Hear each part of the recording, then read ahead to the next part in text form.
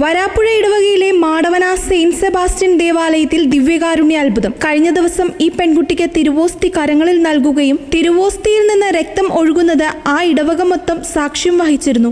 എന്നാൽ കഴിഞ്ഞ ഞായറാഴ്ച ദിവ്യബലി മധ്യേ വീണ്ടും അതുതന്നെ സംഭവിച്ചു. 9ാം ക്ലാസ്സിൽ പഠിക്കുന്ന ആഗ്ന എന്ന അതേ പെൺകുട്ടി ദിവ്യകാരുണ്യ ഈശോയെ നാവിൽ സ്വീകരിച്ചപ്പോൾ മാംസരൂപം കാണപ്പെട്ടു. ഇടവകയിൽ ഡീക്കൻ ശുശ്രൂഷ ചെയ്യുന്ന ഡീക്കൻ ജൂഡ്, ഇടവക വികാരി ബഹുമാനപ്പെട്ട സെബാസ്റ്റ്യൻ വട്ടപ്പറമ്പിൽ അച്ഛൻ അതും സൂക്ഷിച്ചു വച്ചു. പിറ്റേന്ന് അരമനയിൽ നിന്ന് വൈസ് ചാൻസലർ അച്ഛൻ വന്ന് ദിവ്യകാരുണ്യം കൊണ്ടുപോയി. ദിവ്യബലിക്കു ശേഷം വികാരി അച്ഛൻ സക്രാരിയിൽ സൂക്ഷിച്ച ദിവ്യകാരുണ്യം കൈക്കാരന്മാരെയും പാസ്റ്ററൽ സമിതി അംഗങ്ങളെയും വിളിച്ചു കാണിച്ചു. അവർ ദിവ്യകാരുണ്യ ആരാധന നടത്തി. ശേഷം ദിവ്യബലിയിൽ പങ്കെടുത്ത 350ഓളം ആളുകൾ നിരയായി വന്ന് ആരാധിച്ചു. കേട്ടറിഞ്ഞ് ജനം ഒഴുകിയെത്താൻ തുടങ്ങി. വൈകിട്ട് അഭിമന്യ ജോസഫ് കളത്തിപ്പറമ്പിൽ പിതാവ് വരുന്നതുവരെ ജനം ദിവ്യകാരുണ്യ ആരാധന നടത്തി.